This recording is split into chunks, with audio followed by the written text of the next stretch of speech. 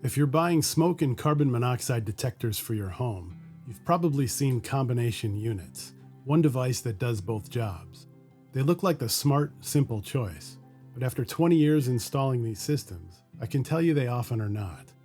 The cost isn't the unit itself, it's where you put them, how often they wear out, and what you're paying for that you don't actually need. Most homeowners assume smoke and CO detectors go in the same places, but they don't. Local codes vary, so check yours, but the general pattern looks like this. Smoke detectors are required in every bedroom, within 15 feet of every bedroom door, and on every level of the home. CO detectors are required within 15 feet of every bedroom door and on each level, but not usually inside every bedroom. There's a reason for that difference. A bedroom is a place a fire can start. A battery or charger left plugged in, a lamp, space heater, and overloaded outlet. So smoke detection has to be inside the bedroom itself because a closed door can delay smoke from reaching a hallway detector long enough to matter. Carbon monoxide gas is different. CO doesn't usually start in the bedroom. It comes from combustion equipment somewhere else in the house, a furnace, water heater, fireplace, or an attached garage. A detector between that source and where you sleep, within 15 feet of every bedroom door, catches dangerous buildup before it reaches you. One exception: if a fuel-burning appliance like a fireplace, for example, is actually inside a bedroom or directly attached to it, code does suggest a CO detector inside that bedroom. That's the only time the rule changes. So if you grab combination units for every required smoke detector location, including multiple bedrooms if you have them, you're likely paying for CO detection in places where code never required it.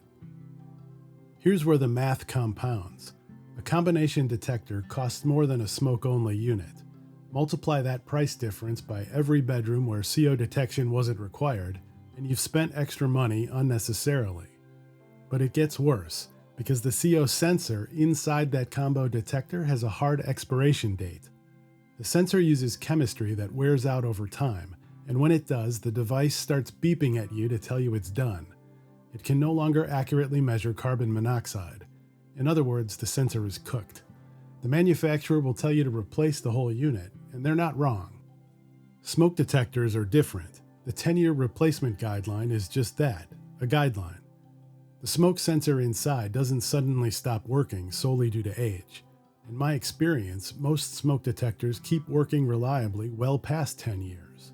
That's the mismatch homeowners miss. Put a combo unit in a bedroom, and you've married a smoke detector that probably could have lasted 15, maybe 20 years, to a CO sensor that's guaranteed to fail in 5 to 10.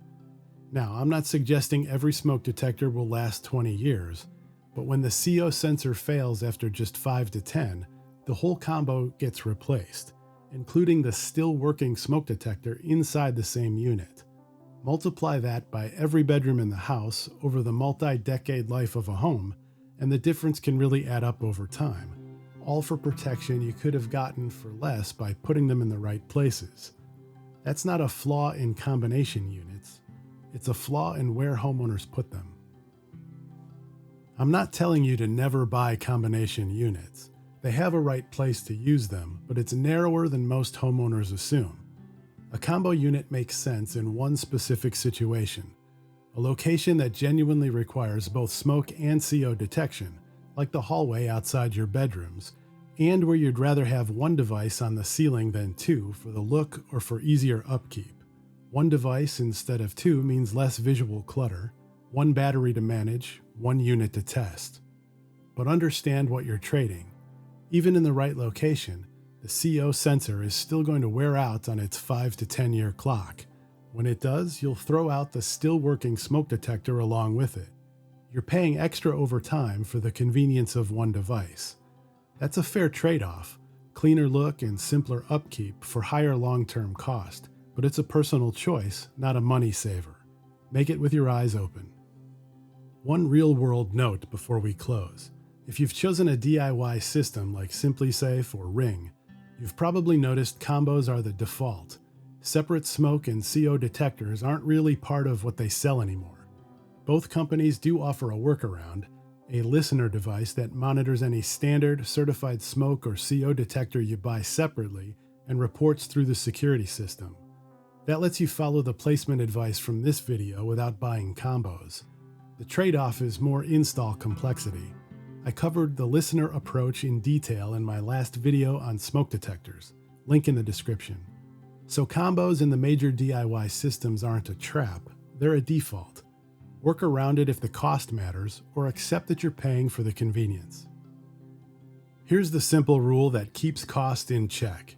Smoke-only detectors inside bedrooms.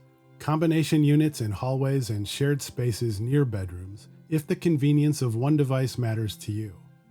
Otherwise, separate smoke and CO detectors in those same hallways. A standalone CO detector on any other level of the home where your code requires carbon monoxide coverage. You'll spend less upfront, less on replacements, and your home will meet code with the same protection as the homeowner who put combination units everywhere. That's where 20 years of installing these systems lands. Use the right tool in the right place. Thanks for watching. Catch you in the next one.